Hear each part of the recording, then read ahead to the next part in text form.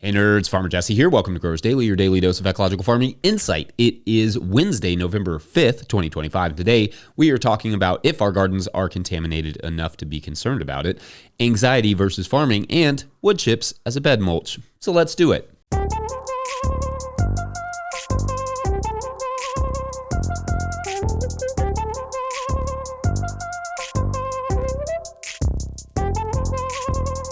All right. Happy Wednesday, everyone. I hope you all are doing well and that the middle of the week is this week is something to celebrate for you. Given the topic yesterday about livestock and some of the challenges with keeping them, I kid you not, I went down to harvest some lettuce only to find a random and giant pig there. Happily munching away in the compost pile. We have a neighbor who keeps pigs, and this one had evidently found its way to freedom and then to the compost pile. So yeah, pig escapes being prime among the reasons I don't really miss trying to keep them in while also full-time market gardening. I remember several times coming home from the market exhausted and seeing the pigs missing from their paddocks and having no idea where they were. Don't miss that feeling a lot. I did enjoy the visit though yesterday. Pigs are awesome, as long as they are in the compost and not in our gardens, of course. Two quick things. Don't forget that the Composter podcast starts today. In fact, I think the episode is already out. So if you are not subscribed to Jane's podcast, the Composter podcast, we will link it in the show notes. I was honored that she asked me to be the first guest of the season, and we had a blast chatting. I always do with Jane. She's the best. So check that out wherever you get your podcasts. Also, yesterday, we challenged you to still keep sending in your 20-second farm video clips, obviously, but with a twist. This month, we want your garden dishes. Send in a 20-second video clip of something you made from the garden to farmermike@no-tillgrowers.com. Looking forward to seeing those. All right, so changing gears, let's talk wood chips today, but not as a pathway mulch as we did recently. Let's discuss these as a surface mulch, like right there on the top of the bed. Now, to some extent, wood chips seem like the absolute perfect mulch. They come with very little risk of weed seed, though sometimes they can bring some invasives, but more often than not, they are clean. Contamination-wise, although wood chips from heavily sprayed areas like orchards or golf courses can contain some chemical residue, you are more likely than not to just get healthy, clean wood chips. Trash can be an issue, but a minor one compared to syringes and underwear that I found in compost. That's a true story. Wood chips are also slow to decompose, which makes them a longer lasting mulch than others. Wood chippers, orchardists, etc. will often happily bring them straight to you, and wood chips are just a ton of nutrient-rich carbon. So what's not to love? Or more to the question of the day, why should or shouldn't we use this material as a mulch on our garden beds? Well, there is a place for mulching with wood chips, but it has to be really well thought out in terms of how they are employed. First, fresh wood chips should never be worked into the soil if you hope to use that soil within the next arbitrarily like 6 months. This is because the wood chips will, for quite a while, lock the nitrogen up in the soil all for themselves for a short time. Basically, it's actually the microbes doing that. The microbes get distracted by this giant new food source, so much of the soil's nitrogen is used by those microbes to decompose the wood chips versus growing your veggies. Now, if you lay those wood chips on the surface, does the same thing happen? Well, yes, but to a much lesser extent. They will indeed lock up some nitrogen within a few inches of where they touch, but not quite as much as if they were worked into the soil. Now, that doesn't mean wood chips won't still affect plant growth, either through the tannins and such that they leach when it rains, the fresh wood chips do, or through that locking up of the nitrogen, or a combo of the two. If you just use fresh wood chips as your mulch, expect year one to be a bit rough in the garden. If you layer some good compost underneath of those wood chips, however, then you are likely to experience a much better season. In fact, this is also the recommendation of the proponents of the quote-unquote back to Eden gardening, that you layer compost first, lasagna style, which I think is often overlooked in when people talk about this. Basically, you have to put down a layer of compost for it to be effective. In that situation, you may struggle with some of the more shallow-rooted crops, but the deeper stuff should go largely unaffected. Now, we don't use wood chips as a mulch with or without compost in our annual gardens, but what we have done to decent success is use like year-old wood chips as a mulch around longer season crops, or we've purposely composted the wood chips with some added nitrogen, specifically blood meal, but it could be whatever, to create a pretty nice mulching compost. Basically layers of wood chips, then sprinkling in the nitrogen, watering it, and then repeating layer by layer. Then that heats up in compost and you get a nice rough surface mulch, or what I like to call a mulching compost. I'm not as concerned with what the wood chips are made of, like cedar or walnut or whatever. If it was cedar, I may be a little bit more hesitant because it's so rot resistant. But by and large, I'm not concerned about different naturally derived chemicals within the tree species, save for maybe like poison ivy or poison oak. So at least while they are fresh, I'd try not to handle any wood chips without gloves, just for fear of maybe there being some poison ivy in there. Most of what comes to us when people drop off wood chips is a mix of tree species, which I prefer just on like the nutrient and diversity side of things. Around perennials is an area where I'm largely okay with using fresh wood chips. I typically just steer clear of placing them too heavily up against the tree or shrub, etc., just in case you get like some sort of fungal disease there. And also anywhere that I'm growing lettuce, I'm not likely to put wood chips anywhere near there just because I don't like having wood chips inside of my lettuce mix. Same thing with leaves. Leaves and wood chips, they're kind of in the same family. Anyway, what say you all? Any clever ways you've figured out how to utilize wood chips on the bed surface? Obviously, they can be excellent in pathways in certain situations, which I've discussed recently. Like I've discussed before, that you can maybe mix them with some high nitrogen composts like chicken manure on the bed surface to create an eventual plantable surface. But as a surface mulch in general, just on their own, it just gets a little complicated. It's going to suck up a little of that nitrogen. Stuff may not perform as well as you want. That sort of thing. So let us know. And otherwise, we're going to take a quick break and then talk some general garden contamination, whether we should be concerned. Ooh, BRB. And look who came back today. Hi, buddy. What are we doing? It's hard to describe how big this animal is. You don't know how big this compost pile is, but that's the building behind it. So, yeah. Hi, buddy. Yeah. Today's episode is brought to you by Farmhand. Farmers who partnered with Farmhand say they grew an average of 63% this year because it's more than software. Farmhand is your business coach and assistant, helping to sell out, save time, and grow smarter with real data from real farms, shaping websites that convert, campaigns that sell, and fulfillment systems that run smoothly. Curious what that looks like? Meet the founder, Ari, at farmhand.partners/no-till and see the same insights and support the fastest growing farms rely on every week. That's farmhand.partners/no-till. Today's episode is also brought to you by Johnny's Selected Seeds. Johnny's Selected Seeds is a proud supporter of Growers Daily. At Johnny's, they do more than sell seeds. They grow them. They trial them to see how they perform on Johnny's research farm in Maine and across the US and Canada. Only the best varieties are added to their catalog and website. When you need proven varieties you can count on and detailed guidance from seedling to harvest, consider Johnny's your trusted growing partner. JohnnySeeds.com. That's JohnnySeeds.com. All right, back to the show. If you, the listener or viewer, are enjoying this podcast, getting even a small amount of value from it, consider supporting our work over at patreon.com/no-till-growers. I will try to get to questions from everywhere that questions come in, but I will always get to your Patreon questions. Now, today's Patreon question comes to us from Patreon member Andy, who writes, quote, "Hey Jesse, Andy here from Rootcraft near Brighton in the UK. Go Seagulls. I am a longtime follower of NTG and had fun explaining to the Department of Work and Pensions last week how I could justify my monthly donation as a legitimate work expense. I just told them you rock. Thanks, Andy. On to my question, do you think it is possible that having sort of local, organically produced vegetables for myself and my daughter over the last 15 years, while hopefully avoiding the consumption of pesticides and synthetic fertilizers as much as possible? Due to production methods deemed permissible in organic production, we may have inadvertently consumed more microplastic in our diet. Do you consider this paranoia, or could this be quite possible? P.S. I think what I'm asking is, when we talk about microplastics in the soil, just how micro, or do we even know? Small enough to enter the vascular tissue of vegetables we harvest and consume? I'm done now. Thank you." Little prayer emoji, end quote. All right, obviously, first of all, indeed, go Seagulls. One of these days, I will finally make my way over to England and get to see my boys play at the Amex in person and hang out with my maybe, 10 Brighton supporting farmer friends. We're a small but mighty collective. Also, shouts to us being a legit business expense. I think we are, but maybe I'm a little biased. Anyway, great question. And the thing that needs to be said about microplastics is, well, a few things. One, we don't really know that much yet. Not really. We know they exist. We know they are in absolutely everything. They are found in the placenta and basically every part of the body. They are found in microbes themselves, in what we call nanoparticles. So we don't really know the scope, the effects. We have some indications, but we're not really sure how big the concern is. It's not great, but How not great? That's still a bit of a question. However, number two, the big thing we do know is that most of the microplastics we consume are not coming from food. They are in there, no doubt, and we all have consumed microplastics without question, but the majority of the microplastics we consume are not likely coming from our gardens. Yes, there is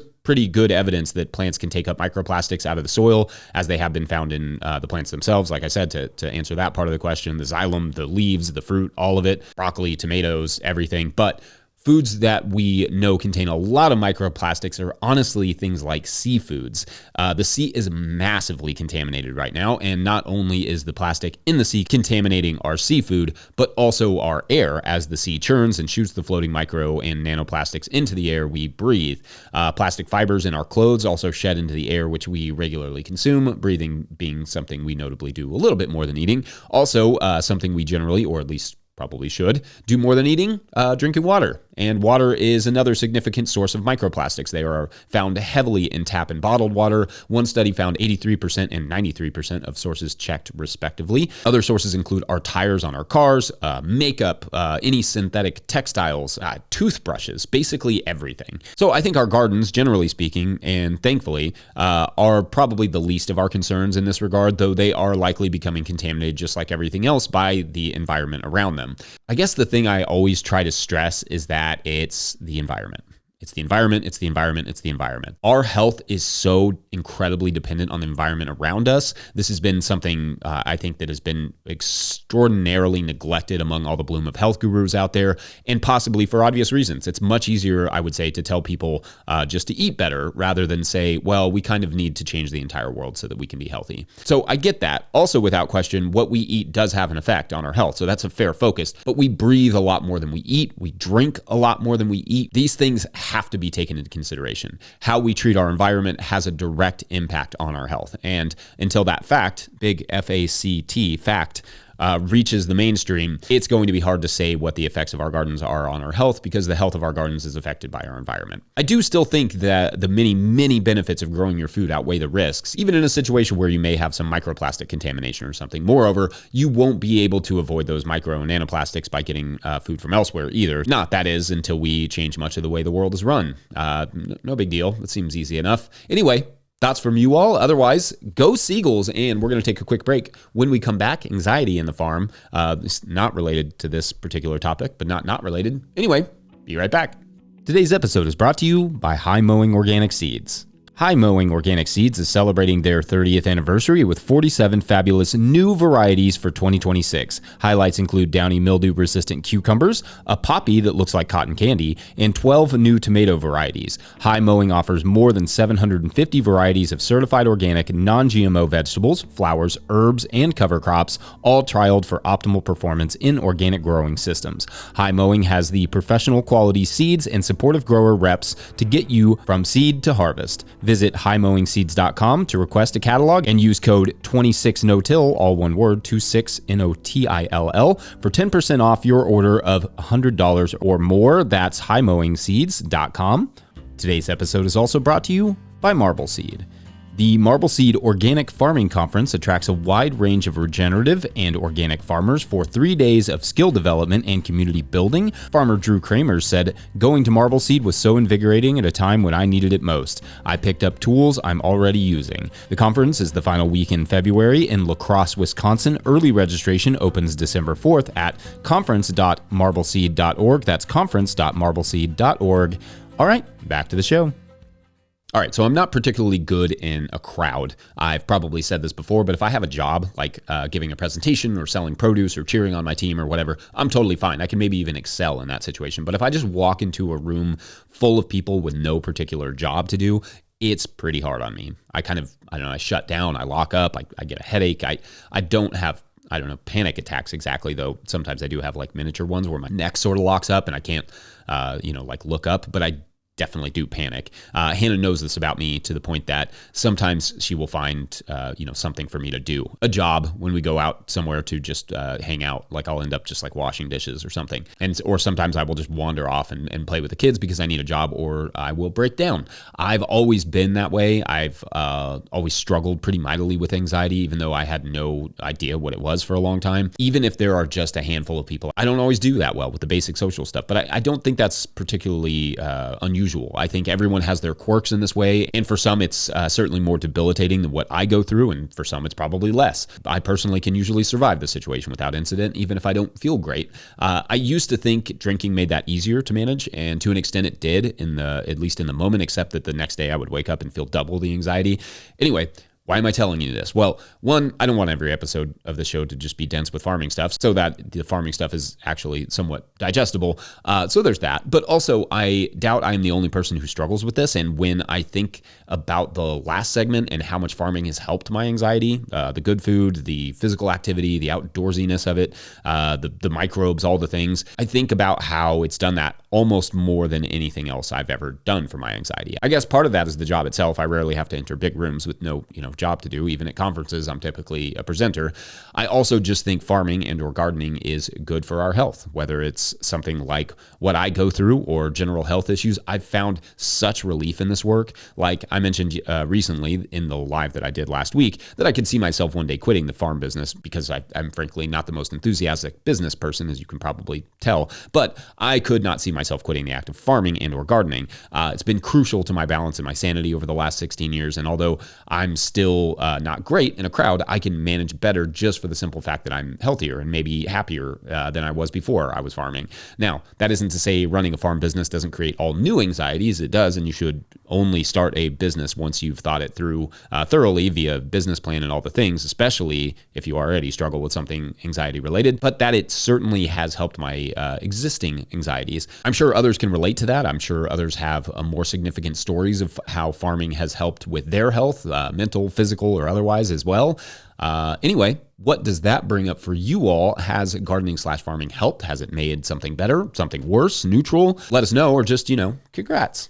Otherwise, that's it for this Wednesday. Don't forget, No Till Growers is now officially a nonprofit 501c3, so donations are tax deductible and greatly appreciated. You can learn more about how to do that in the show notes. Please make sure to like and subscribe and or follow wherever you're getting this podcast. That's an easy way to help us out. Enormous thank you to all of our show sponsors. And if you'd ever like to sponsor a show, you can reach out to Farmer Michelle at notillgrowers.com. Huge shouts to Willie Breeding for the theme music and Mike Hilbert for the production help and editing. Also, shouts to Epidemic Sound for the background music that you can hear. Pick up a hat like the one I'm wearing, or the one that you can assume I'm wearing if you're listening to this, or a copy of the Living Soil Handbook at notillgrowers.com to support our work. Big thank you to everyone over at patreon.com/notillgrowers, where at a certain level, or if you just bump up from one level to another, you sign up in the month of November, you get a shout out on the show. So big shout outs today to Ray B, and Terry Freezor. It's like having Frost as your last name. Like, I feel like it's one of those things that, feels appropriate for being a farmer. Anyway, yes. All right. So shouts to you all for the story fodder today, because today's story is about two people incidentally named Ray and Terry. Now, these two are retired. They live in a retirement facility outside of Atlanta. And this is an ideal retirement home. Like, if I was going to create a retirement home, this is what it would look like. Lots of outdoor sports options with like mini pitches for soccer, courts for tennis or pickleball, shuffleboard, all the things. Plus, obviously gardens and natural areas and, hiking trails and play areas for grandkids, all, just all the things. Anyway, Terry and Ray not only live here, but they were in charge of the gardens. They're the managers. And one day, Ray and Terry, they go out to the gardens to discover a bulldozer parked by them. And when they asked the staff, they were like, yo, what's up? The staff said that it was that the whole property was under new ownership, and that the ownership thinks the garden area is unsightly, and they want to tear down that and the forest and all the things and just for more housing. So Terry and Ray get their funds together and get the donations from other residents, and they buy the retirement facility for themselves. Then Terry tries to bulldoze the tennis courts because he's like really hates tennis. He thinks that pickleball is the thing, and then there's the tennis people and the pickleball thing. It's a whole thing. And anyway, it's a whole, it turns into a massive fiasco. But ultimately, Terry and Ray stay. The gardens and the forests and all the walking trails and all that stuff stays. And Terry and Ray eat glorious tomatoes all summer. Thanks for listening and or watching or listening and watching simultaneously. Props. We will see you tomorrow for Thursday. Bye.